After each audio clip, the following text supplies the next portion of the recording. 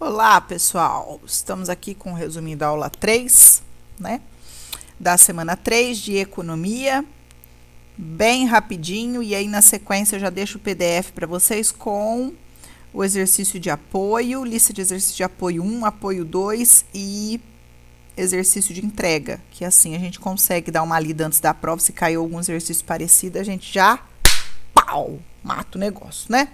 Então, vamos lá. Ele fala basicamente essa semana de produção e de custo, e que o objetivo da empresa é obter o máximo de lucro. Ele define aí receita, custo e lucro.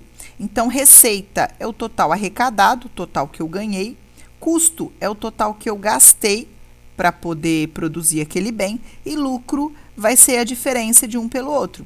Então, o total que eu vendi, o tanto que eu arrecadei, menos o tanto que eu gastei para produzir. Então, o lucro vai ser receita total menos custo total, tá? E aí, quando a gente vai falar de custos, ele fala que a gente tem os custos implícitos e custos explícitos, tá? Custos implícitos e custos explícitos. Os custos explícitos, eles vão ser os custos óbvios ali, sabe? Tipo, o aluguel, a água, a luz, o telefone, esses custos que estão bem, o material, a matéria-prima, tá? Vai ser um custo que está ali bem fácil de contabilizar. E aí, o lucro contábil, que é o lucro que o contador vai verificar, ele é em cima desses custos explícitos, tá? Agora, o lucro econômico, ele vai considerar os custos explícitos mais os custos implícitos, os custos ali que estão escondidos, digamos assim, tá?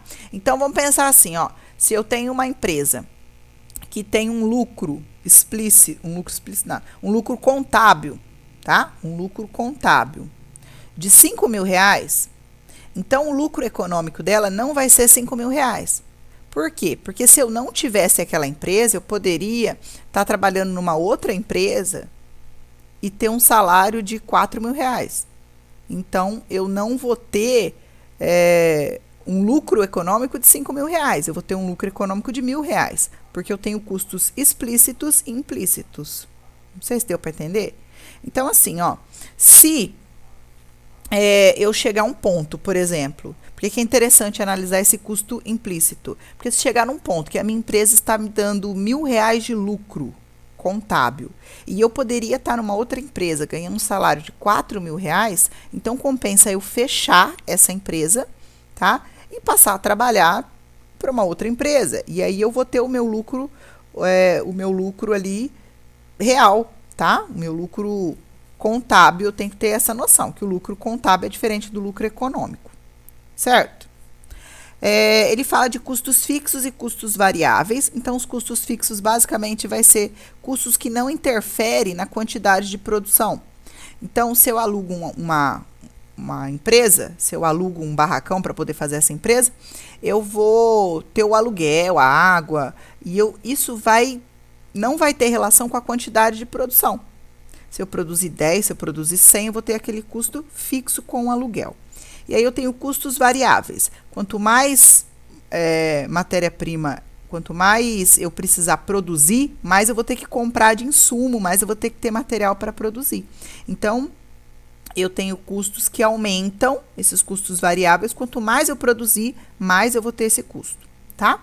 E aí, tem um custo... A gente tem 4 tipos de custo aí falando. Custo fixo médio, custo variável médio, custo total médio e custo marginal.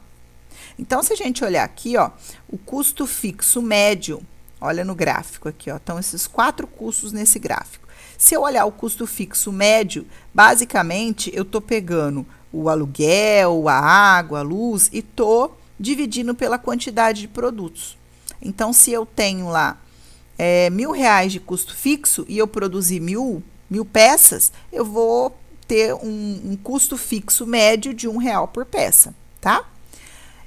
E aí é interessante a gente analisar no gráfico o quê? Que quanto mais peças eu produzir, menor vai ser o meu custo fixo médio. Agora, o custo variável médio, não, custo variável médio é o contrário. Quanto mais eu produzir, mais insumos eu vou precisar, então maior vai ser o meu custo maior vai ser o meu custo variável médio, tá? Que é a outra retinha que tá aqui, ó, cadê? Ó, custo variável médio. Então, quanto mais produtos eu produzir, quanto maior a quantidade, maior o valor do meu custo variável médio, tá? Agora, custo total médio. Custo total médio também é simples, é uma fusão dessas duas variáveis, que é essa daqui, ó, que é essa linha azulzinha aqui, ó. Eu vou pegar o meu custo fixo, vou somar com o meu custo variável e vou dividir pela quantidade de peças que eu tenho. O meu custo marginal é que eu acho que é um pouquinho mais assim, um pouquinho mais amplo para poder entender. Essa risca vermelha aqui, ó, que é o custo marginal, ela vai aumentar. O custo marginal vai aumentar conforme eu aumentar a quantidade de peças. Quanto mais eu produzir de peças, maior vai ser o meu custo com a produção, tá? Maior vai ser o meu custo marginal. É por isso que algumas empresas não compensam eu pegar duas empresas pequenas e juntar essas duas empresas para eu ter um poder maior, tá? Um poder de mercado maior. Porque o meu custo marginal pode aumentar. E se o meu custo marginal aumentar, essa empresa pode até não ir para frente, tá? Pode não ser mais interessante para o mercado o valor que vai ser o custo do meu produto. Eu tenho custos a longo prazo e a curto prazo. Tá? E aí a gente falou que a gente tem custo fixo e custo variável. Então, ele fala que a longo prazo, os custos fixos, eles podem se tornar variáveis. Tá? Então, se a empresa ela muda ao longo do tempo, e aí ela pode trocar trocar de espaço, ela pode ampliar, ela pode fechar uma fábrica, e aí ela vai alterar os seus custos fixos. Então, a longo prazo, os custos fixos, eles podem ser variáveis, beleza? Então, tá aí, só clicar aí embaixo na descrição do vídeo. Esse é o resuminho que está em PDF.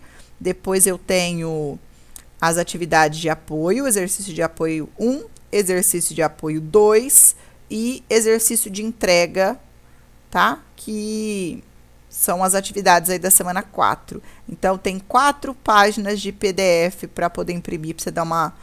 Eu acho que é legal esse resuminho aqui, antes da prova. No dia, pouco antes da prova, você dá uma olhadinha ali que dá para você lembrar dos tópicos principais. Então, eu espero que tenha ajudado. E aí, se alguém tiver interesse da semana 4, o pessoal tá me mandando alguns e-mails pedindo, tá? Se alguém quiser aí, então, tiver interesse da semana 4, me pede por e-mail, tem um e-mail aqui no canal, ou aqui na descrição do vídeo mesmo, tá bem? Então, tchau e obrigada!